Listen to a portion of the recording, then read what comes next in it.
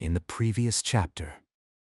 The feeling of infinite disgust that had begun to oppress and stir up his heart was now so much greater and so much more vivid that there seemed no escape from his anguish.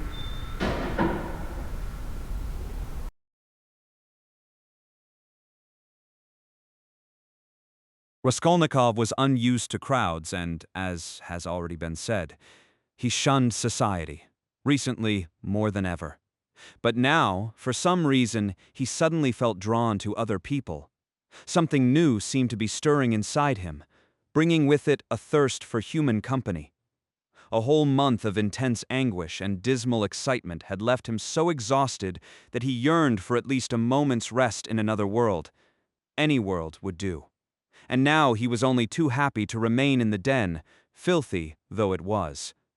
The landlord was upstairs somewhere, but he often came down some steps into the bar, and the first that could be seen of him were his foppish blacked boots with their big red tops. He wore a long coat and a badly soiled black satin waistcoat, with no tie, and his whole face looked as if it had been smeared with grease, like an iron lock. A boy of about 14 stood behind the counter, and another, younger kid was on hand if anyone needed serving. There were chopped up cucumbers, black rusks, and fish cut in little pieces. The smell was awful. It was very stuffy. Just sitting there soon became unbearable, and everything was so steeped in alcohol fumes that the air alone, it seemed, could make you drunk in 5 minutes. It happens sometimes that we meet people, even perfect strangers, who interest us at first glance, quite suddenly and unexpectedly, before a word has been spoken. Just such an impression was made on Raskolnikov by the customer who sat off to the side and resembled a retired civil servant. Later, the young man would recall this first impression several times and even explain it to himself as a premonition. He couldn't stop looking over at him, partly, of course, because the latter kept staring at him and was clearly desperate to strike up a conversation. As for the others in the den, including the landlord, the civil servant looked at them in a familiar and even bored sort of way, though not without a hint of lofty disdain, as if they were people of lesser status and education to whom he could have nothing to say. He was already in his 50s, of average height and stocky build, graying and balding, with a yellow, almost greenish face swollen by constant drinking, and with puffy eyelids hiding a pair of reddish eyes that were as tiny as slits, yet beamed with life. Even so, there was something very odd about him. A kind of rapture shone from his eyes, and perhaps even intelligence. Yet madness, too, seemed to flicker there. He was dressed in an old, utterly ragged black tailcoat which had shed its buttons. Only one was still clinging on, and, clearly eager to keep up appearances, he made sure to use it. A shirt front, all crumpled, stained and splattered, stuck out from beneath a nankeen waistcoat. His face had been shaved, civil servant style, but not for some time, and a thick bluish-gray stubble was poking through. There was something of the respectable state official about his mannerisms, too. But he was uneasy, kept ruffling his hair, and occasionally, in anguish, propped his head in his hands, resting his tattered elbows on the bespattered, sticky table. Eventually, he looked straight at Raskolnikov and said loudly and firmly, "My good sir, may I make so bold as to engage you in polite conversation? For though you may be of indifferent appearance, my experience detects in you a man of education and one unaccustomed to drink. I myself have always respected learning when combined with heartfelt sentiment. Moreover, I hold the rank of titular counselor. 14 Marmeladov's the name. Titular counselor. Dare I ask whether you have been in the service?" "No, I'm studying," replied the young man, somewhat surprised both by the speaker's distinctive flowery tone and it being addressed so directly and so bluntly. Despite his recent pang of desire for human company of any kind, the very first word addressed to him in reality instantly elicited his usual unpleasant and irritable feeling of disgust towards any stranger who came into contact with him, or showed the slightest wish to do so. I knew it.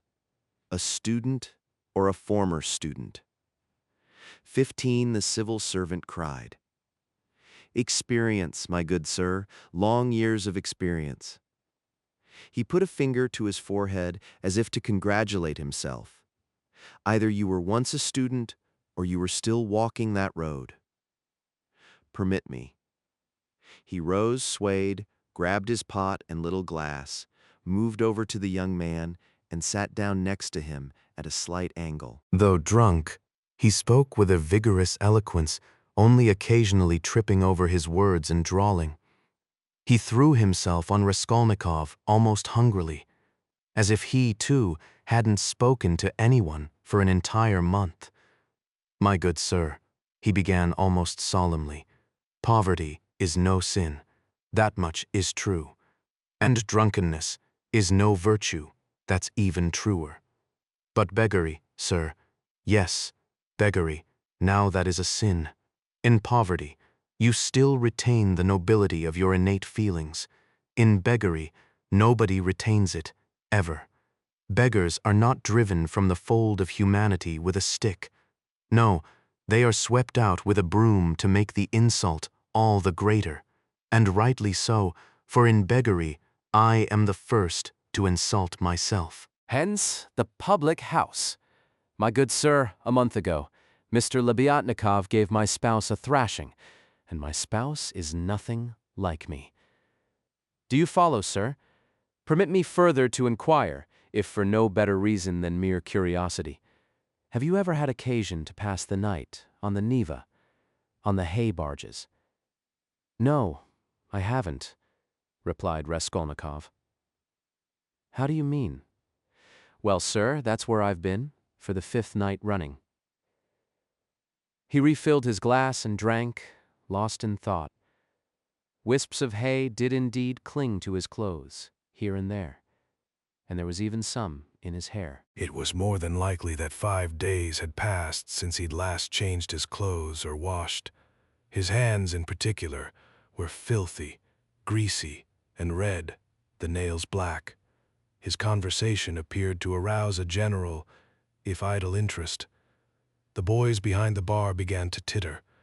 The landlord, it seemed, had come down specially from the room upstairs so as to listen to this entertainer, and he sat at a distance, yawning lazily and self-importantly.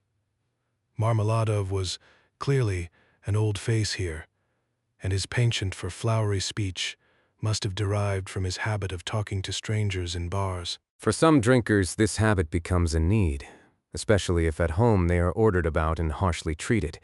That's why, in the company of other drinkers, they always go to such lengths to be vindicated and, if possible, earn their respect. A right entertainer?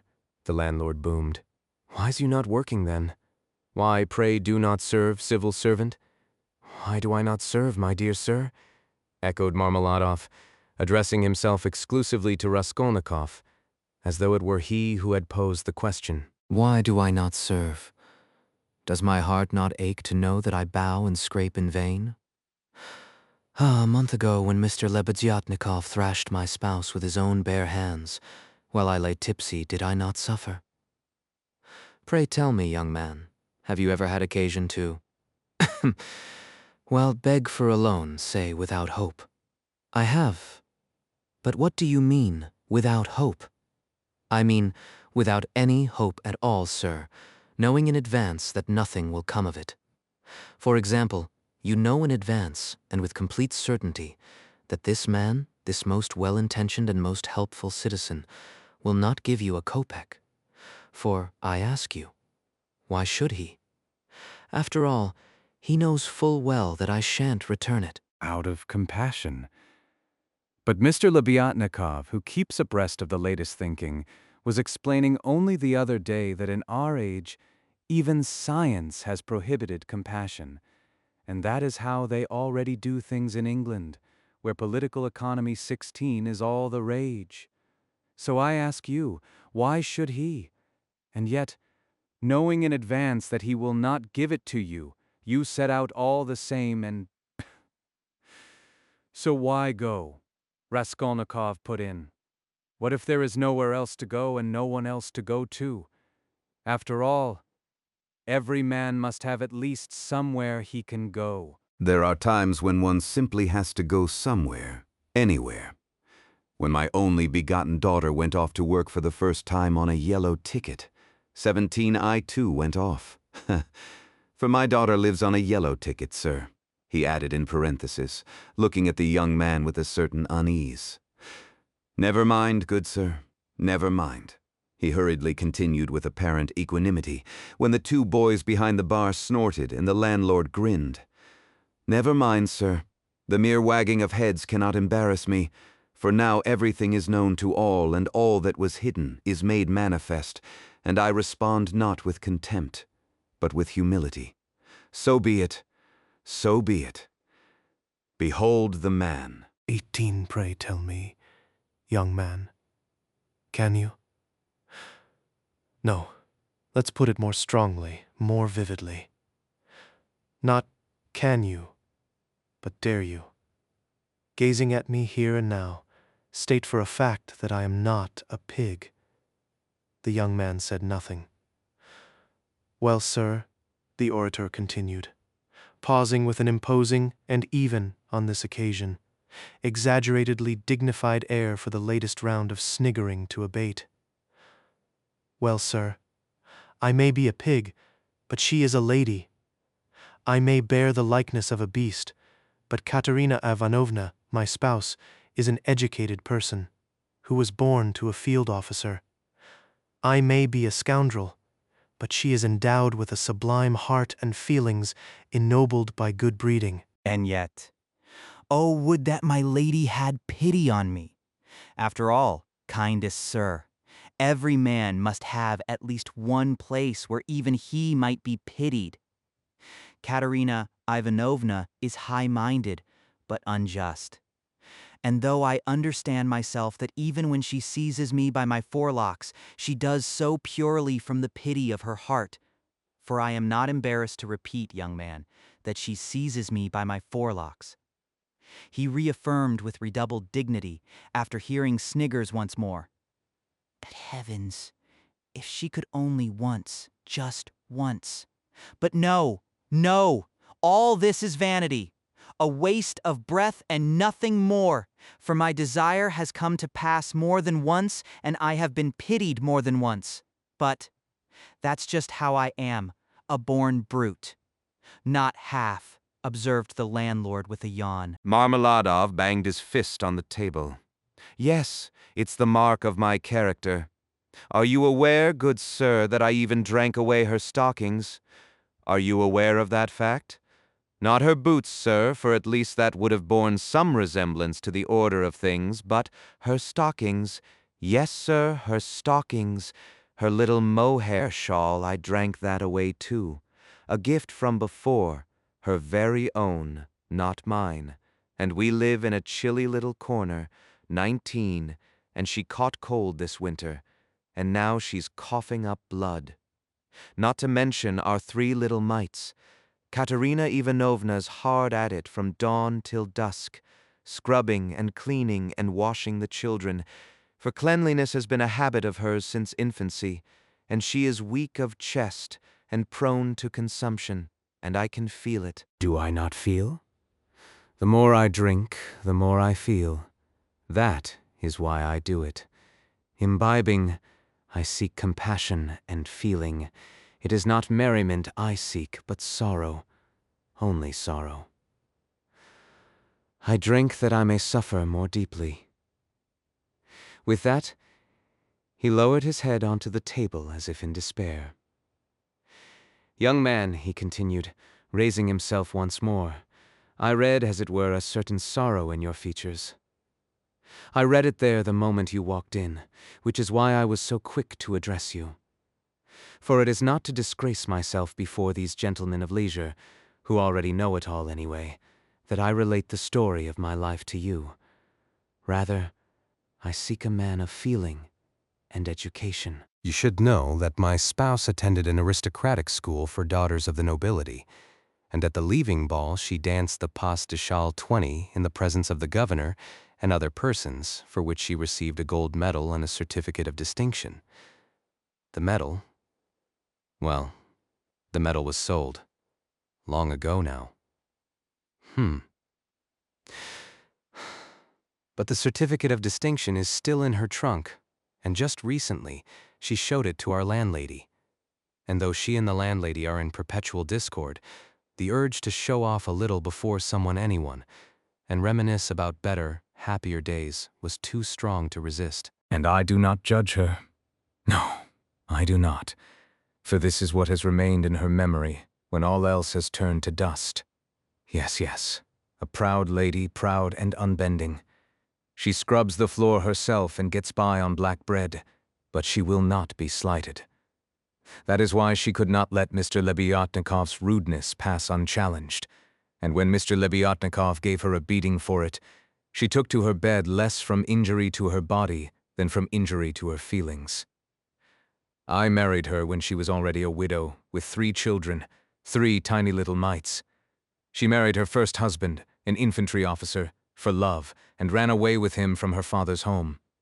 She loved him beyond measure, but he started gambling, ended up in court, and promptly died. He beat her towards the end, and though she stood up to him, which I know for a fact, with papers to prove it, she remembers him to this day with tears in her eyes and reproaches me with his example.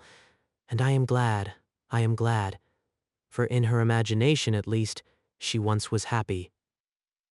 So she was left with 3 infants in a far-flung savage district, where I also happened to find myself, and she was left in such hopeless beggary that I, for all that I have seen in my life, am quite incapable of even describing it.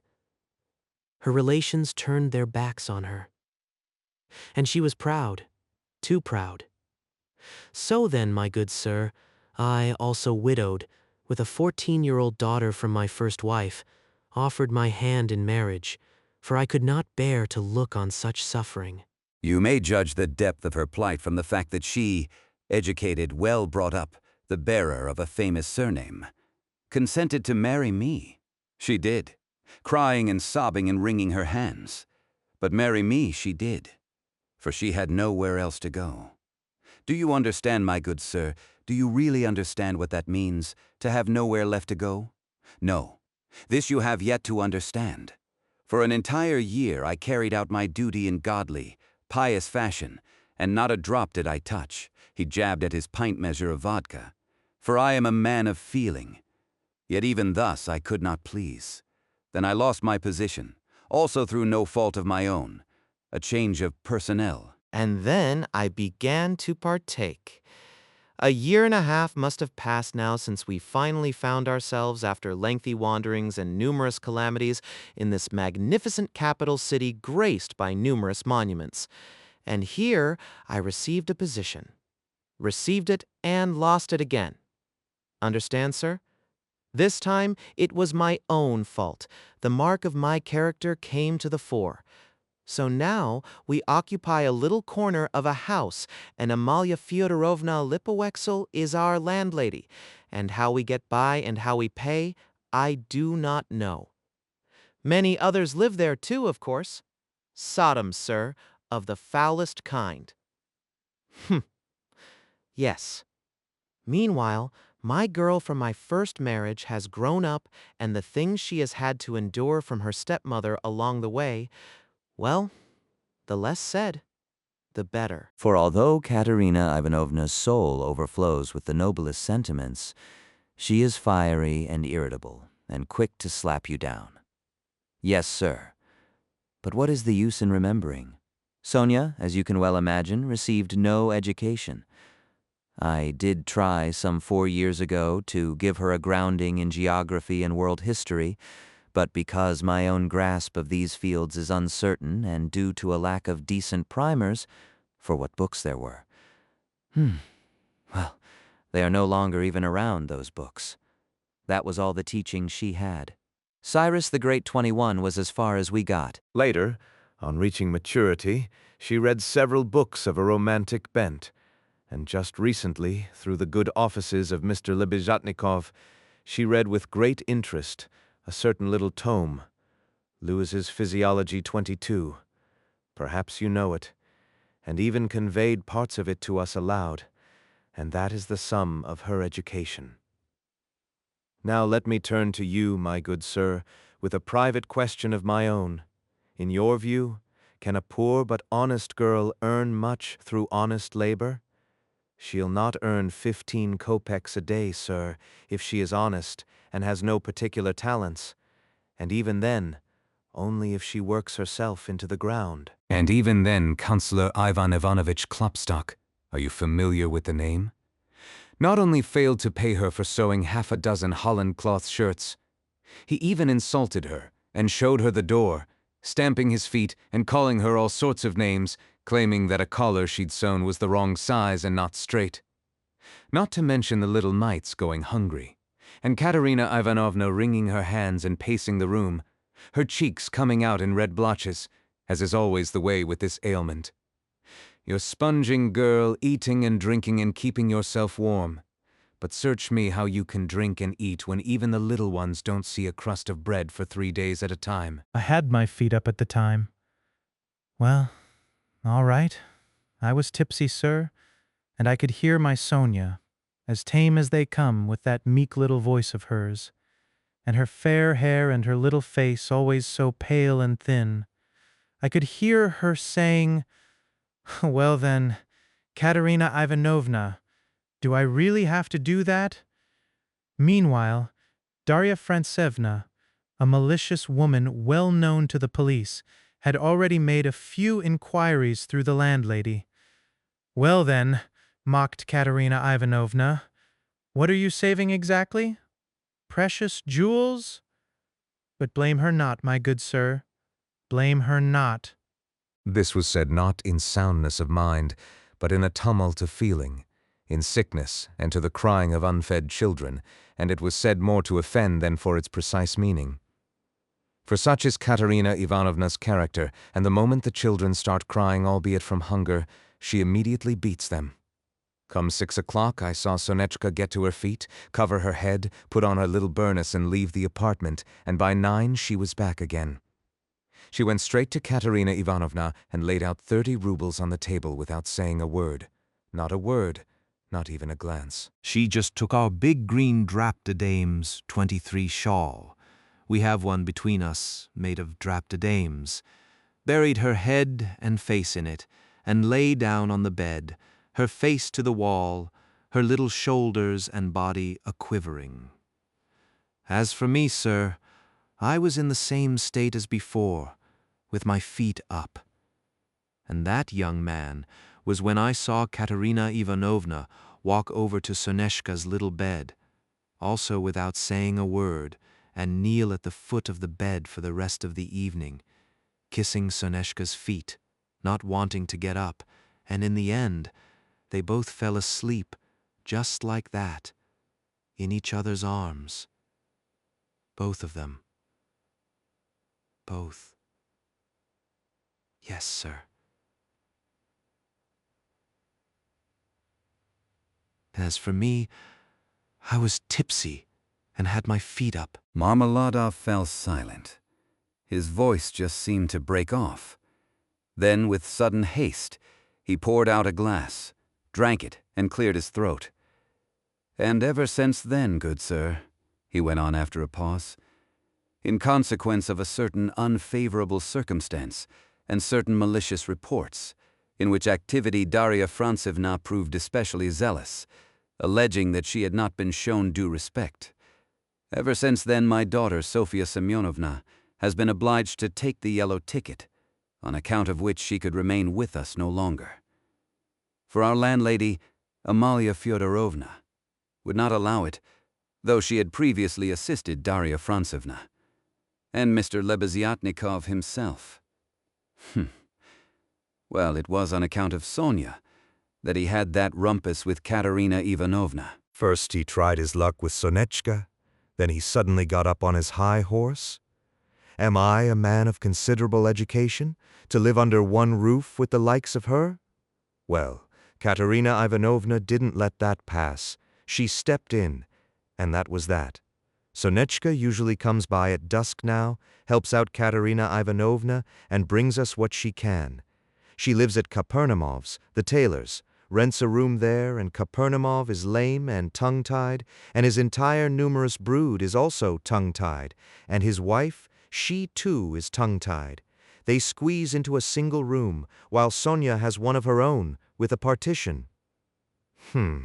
Yes, the poorest of people, and tied of tongue. Yes, indeed. So I got up bright and early, put on my rags, raised my hands to heaven, and set off to see His Excellency Ivan Afanasyevitch. Perhaps you know His Excellency Ivan Afanasyevitch? No? Then you do not know a godly man? He is wax.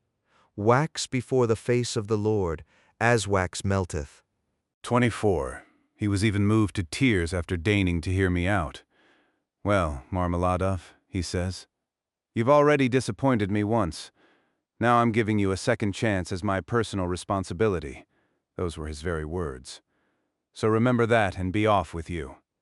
I kissed the dust at his feet, in my mind, of course, for in reality he would not have allowed it, being a dignitary and a man of the latest thinking in matters of state and education. And when I returned home and announced that I had been taken back into the service and was drawing a salary, well, good heavens, you should have seen what happened then. Marmeladov broke off once again in the greatest excitement.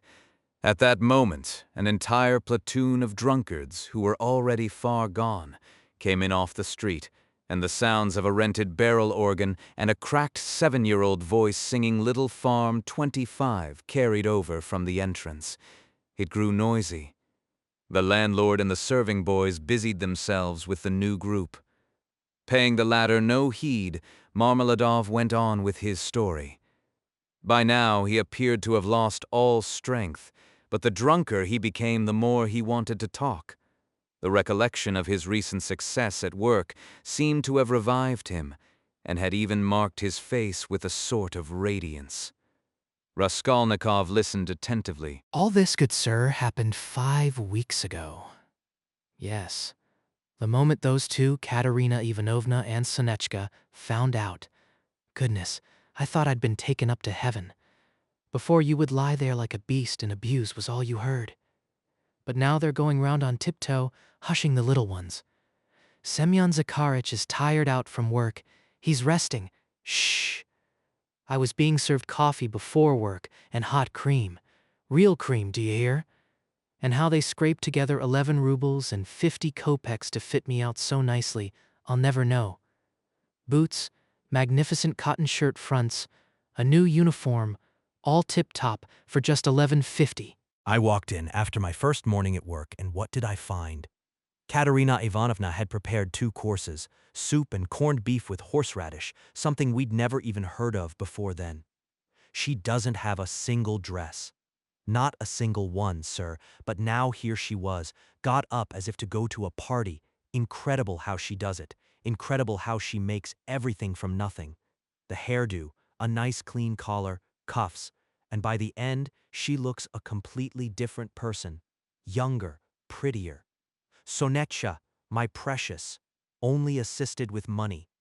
It's not proper, she says, for me to come over to your place too often now, not for a while anyway, maybe only at dusk, so nobody sees me. Do you hear? I came home after lunch for 40 winks, and just imagine what I heard then. Only a week before Katerina Ivanovna had had the most almighty row with Amalia Fyodorovna. But here she was, inviting her round for coffee. 2 hours they sat together, whispering. So now Semyon Zakharich is working and drawing a salary, and he presented himself before His Excellency. And His Excellency came out in person, told everybody else to wait, took Semyon Zakharich by the hand, and led him past everyone to his office. Do you hear? In view of past services, Semyon Zakharich, said His Excellency, and though you succumbed for a time to this frivolous weakness, but as you are now making a promise, and besides we have been doing poorly without you. Do you hear? Then I shall count on your word of honor. And she'd made the whole thing up, I tell you, and not out of silliness or just to sing my praises. No, sir. She believes it all herself. She amuses herself with her own imaginings. By heaven. And I do not condemn it. No, this I do not condemn. And when 6 days ago I brought home 23 rubles and 40 kopecks, my first salary in its entirety, she even called me her little boy. My clever little boy, she says. And in private, understand? After all, I'm not much to look at and not much of a husband, am I? But no, she pinched my cheek and said, "My clever little boy." Marmeladov paused as if to smile, but his chin suddenly began to quiver. Still, he held himself together. This pothouse, his depraved appearance, the 5 nights on the hay barges, the vodka, and to top it all, this sickly love for wife and family, disorientated his listener. Raskolnikov listened intently, but with a sick feeling. How he wished he hadn't come here. My good sir, Marmeladov exclaimed, having recovered. Oh, sir, for you perhaps as for everyone else. This is all just a joke, and I should really stop bothering you with all the idiotic, pathetic details of my domestic life, but it's no joke to me, for I can feel everything. Throughout the entire course of that one heavenly day, and throughout the entire evening, I too was carried away by dreams. How I would arrange everything and clothe the little mites, and give her some respite, and bring my only begotten daughter back from disgrace into the bosom of the family. And much else besides. Quite forgivable, sir. Well, my good man. Marmeladov suddenly gave a kind of start, raised his head and stared straight at his listener. Well, sir, on the very next day, after all these reveries, that is to say precisely 5 days ago, towards evening, by a clever ruse like a thief in the night, 26 I stole the key to Katerina Ivanovna's chest, took what remained of the salary, I no longer remember how much. And look at me now, sir, kaput. My 5th day away from home and the search party's out, and it's the end of my career. And the uniform in exchange for which I received these vestments is in a pothouse by Egypt Bridge. And it's the end of everything. Marmeladov struck his forehead with his fist, clenched his teeth, shut his eyes and planted an elbow on the table. But a minute later, his face suddenly changed. Glancing at Raskolnikov with an air of slyness and manufactured insolence, he laughed and said, "Today I went to Sonia to beg some money. You know, hair of the dog." "Don't tell me she gave it you," shouted one of the newcomers, then roared with laughter. "This very pint of vodka was bought with her money, sir," Marmeladov went on, addressing himself exclusively to Raskolnikov. "Brought me out 30 kopecks, in her own hands. Her very last coins. It was all she had. I saw for myself. Didn't say a word, just looked at me in silence. That's how, up there, not down here, people grieve and Weep, but never a word of reproach, not a word. And that hurts even more, sir, when there's no reproach. Yes, sir, that hurts more. 30 kopecks. She'll be needing them herself now, eh? Wouldn't you say, my dear sir? After all, she has to keep herself immaculate. 27. It costs money to be immaculate in that particular way, does it not? Does it not? Then there's lipstick to be bought, no getting away from that. Sir, starched skirts, high-heeled shoes with a touch of class, to show a bit of leg when there's a puddle to be crossed. Do you see, sir, what it means to be immaculate, do you? Well, sir, and there's me, her very own father, swiping these 30 kopecks to clear a sore head, and here I am spending them. In fact, I've already spent them. So, who could ever pity a man like me, eh? Do you pity me now, sir, or do you not? Tell me, sir, yea or nay. He was about to pour another glass, but there was nothing left. The pot was empty. Pity you? What the hell for? Shouted the landlord, who had come back down again. There was more laughter and even swearing among those who were listening, and even among those who were not. The sight of the retired civil servant was quite enough for them. Pity me! Why pity me? Marmeladov suddenly howled, standing up with his arm outstretched before him, in an access of inspiration, as though he had been waiting for precisely those words. Why pity me, you ask? Oh yes, there is nothing to pity me for. I should be crucified. I should be nailed to the cross, not pitied. So crucify, O judge, crucify, and having crucified, take pity. Then I shall come to you myself to be nailed to the rood, for it is not merriment I crave, but sorrow and tears. Do you imagine, O vendor, that this pot of yours brought me pleasure? It was sorrow I sought at its bottom, sorrow and tears, which I did taste and I did find. And he shall pity us who pitied all, who understood all men and all things. He alone, he the judge. He shall come on that day, and he shall ask, where is the daughter who did betray herself for a wicked, consumptive stepmother and infant, alien children? Where is the daughter who did take pity on her mortal father, an obscene drunkard whose brutishness did not appall her? And he will say, come, I forgave thee once. Yes, I forgave thee. Now too thy many sins are forgiven, for thou loved much. And he will forgive my Sonia. He will. I know he will. I felt it just now when I visited her, felt it in my heart. He will judge and forgive all, the good and the wicked, the wise and the meek. And when he has finished with them, he will speak unto us too. Come forth, he will say, even you. Come forth the tipsy, come forth the feeble, come forth the shameless. And we shall all come forth without shame, and we shall stand. And he will say, you are swine, marked with the image and the stamp of the beast. Yet even so, come. And the wise and the reasonable shall proclaim, Lord, why takest thou these men? And he will say, I take them, O men of wisdom, O men of reason, because not one of their number did think himself worthy. And he shall reach out his hands to us, and we shall fall down, and we shall weep, and we shall understand all things. All things shall we understand, and all will understand. Even Katerina Ivanovna. She too will understand. May thy kingdom come, 28, O Lord.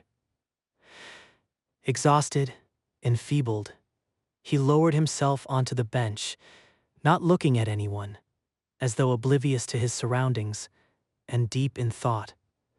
His words made quite an impression. For a moment, there was silence, but the laughter and cursing soon resumed. Pull the other one! Load of cobblers! Bureaucrat! And so on, and so forth. Let us be off, sir, said Marmeladov suddenly, raising his head and addressing Raskolnikov. You lead the way. Kozel's house, facing the courtyard. High time to Katerina Ivanovna. Raskolnikov had been wanting to leave for a while, and the thought of helping had already occurred to him. Marmeladov proved far weaker on his legs than in his oratory, and leant heavily on the young man. It was a walk of 200 yards or so. The closer they drew to the house, the more troubled and fearful the drunkard became.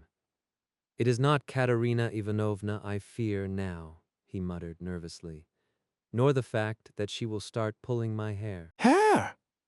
Hair is nothing, I say so myself. All the better if she starts pulling it. That's not what scares me. It's her eyes that scare me. Yes, her eyes, the red blotches on her cheeks scare me too, not to mention her breathing. Have you seen how people breathe with this sickness when they are all worked up? and I fear the crying of the children, because if Sonia has not fed them, then... Well, search me, search me! But I do not fear a beating. Know, sir, that such beatings, far from bringing me pain, often bring me pleasure. I cannot live without them. It's for the best. Let her beat me, vent her feelings. For the best, I say. And here's the house, Kozel's house, a locksmith, a German, very well off. Lead the way. They entered from the courtyard and went up to the 4th floor. The higher they climbed, the darker the stairwell. It was nearly 11, and although night as such never falls at this time of year in Petersburg, the head of the stairwell was very dark. A small soot-covered door stood open at the very top of the stairs. A candle stub illuminated a wretched room, the whole of which, 10 paces or so from one end to the other, was visible from the door. Children's rags and other stuff lay strewn in disarray. A sheet full of holes was stretched across the far corner. Behind it, there was probably a bed. The room itself contained just 2 chairs and a very tattered couch covered with oilcloth, before which stood an old kitchen table made of pine, unpainted and bare. On the edge of the table, a tallow candle was guttering out in its iron holder. So Marmeladov did have his own room, not just a corner, but it was a connecting one. The door leading into the other lodgings or cells into which Amalia Lippy-Wexel's apartment was divided stood ajar. It was noisy there. People were shouting and laughing, probably playing cards and drinking tea, some choice obscenities of Lou out. Raskolnikov instantly recognized Katerina Ivanovna. She was terribly thin, quite tall, with a delicate and elegant evigere, still beautiful dark brown hair and cheeks that had indeed turned red and blotchy. She was pacing her little room with her arms folded on her chest. Her lips were crusted, her breathing uneven and broken. Her eyes had a feverish gleam, but their gaze was sharp and still, and her consumptive, distressed face made a painful impression in the last, trembling light of the dying candle. To Raskolnikov, she looked about 30, and she and Marmeladov really did seem ill-matched. She neither heard nor noticed them enter. It was as if she were in a kind of trance, neither hearing nor seeing. It was stuffy, but she didn't open the window. There was a stink from the stairwell, but the door to the stairs wasn't closed. Waves of tobacco smoke floated in from the inner rooms through the half-closed door. She kept coughing, but didn't shut it. The smallest girl, aged 6 or so, was asleep on the floor, half sitting, huddled up, head buried in the couch. The boy, a bit older, was quivering and crying in a corner. He was probably fresh from a beating. The eldest girl, aged 9 or so, tall and stick-thin, wearing nothing but a thin, tattered chemise and a decrepit little burnous of draped dames on bare shoulders.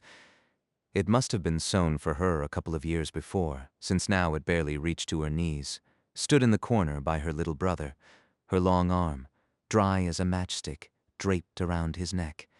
She seemed to be trying to soothe him. She was whispering something in his ear and doing all she could to stop him sniveling again, while following her mother fearfully with her big dark eyes, which seemed even bigger on her emaciated, frightened little face. Without entering, Marmeladov dropped to his knees right there in the doorway, shoving Raskolnikov into the room. On seeing the stranger, the woman paused absently before him, briefly coming to her senses and appearing to ask herself, "What's he doing here?" But she must have decided that he was going straight through to someone else's room. Thinking this and ceasing to pay him any further attention, she made for the entrance door, so as to close it, and suddenly screamed, seeing her husband on his knees on the very threshold. Huh, she yelled in sheer frenzy. He's back, jailbird monster! So where's the money? What's in your pockets? Show me! And your clothes aren't the same? Where are your clothes? Where's the money? Speak! She set about searching him. Obediently, submissively, without the slightest delay, Marmeladov flung open his arms to assist the search of his pockets. Not a kopeck was found. "So where is the money?" she shouted. "Lord, don't say he's gone and drunk it all." There were 12 rubles left in the trunk. And suddenly, in wild fury, she grabbed him by his hair and dragged him into the room. Marmeladov assisted her, crawling after her meekly on his knees. And I find pleasure in this. Not pain, but pleasure, my good sir, he cried, while being shaken by the hair and even knocking his forehead against the floor. The child asleep on the floor woke up and began crying. The boy in the corner couldn't stand it, started shaking and shouting, and threw himself on his sister in sheer panic, as if he were having a fit. The eldest girl, half asleep, was trembling like a leaf. "Drank it, all of it," cried the poor woman in despair. "And his clothes aren't the same. They're hungry, hungry." She pointed to the children, wringing her hands. "Oh, damn this life. And you? Have you no shame?" she yelled, suddenly pouncing on Raskolnikov. "Straight from the bar. You drank with him? You as well. Get out!" The young man left as quickly as he could, without saying a word. Moreover, the inner door was now wide open, and several curious faces were looking in.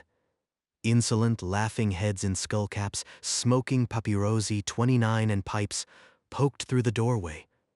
There were people wearing unbuttoned dressing gowns and outfits that were seasonal to the point of indecency. A few had cards in their hands. They laughed loudest when Marmeladov, being dragged by the hair, shouted that he found it a pleasure. They even started inching into the room, until at last there came a sinister shriek. Amalia Lipowexel was elbowing her way through to take charge of the situation after her own fashion, and to terrify the poor woman for the 100th time with a foul-mouthed demand that she vacate the premises the very next day. As he was leaving, Raskolnikov managed to dig around in his pocket for whatever small change was left from the ruble he'd spent in the drinking den, and quietly placed it by the little window. No sooner was he on the stairs than he had second thoughts, and almost went back. What a stupid thing to do, he thought. They've got Sonia, and I need it myself. But after reasoning that it was too late to take it back now, and that he would never have done so anyway, he wished it good riddance and set off home. "Anyway, Sonia needs her lipstick, doesn't she?" he continued, striding down the street and smirking sarcastically. "It costs money to be immaculate. And who's to say Sonechka herself won't be out of pocket by the end of the day? A risk like that, the hunt for big game, mining for gold. By tomorrow, they could all be on their uppers, if not for my money. Ah, Sonia." What a well they've managed to dig! And they draw from it.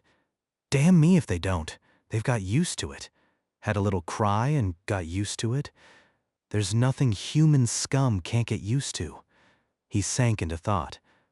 But if that's not true, he suddenly exclaimed without meaning to, if man isn't actually a scoundrel, isn't actually scum, the whole human race, then all else is mere preconception, just fears that have been foisted upon us, and there are no barriers.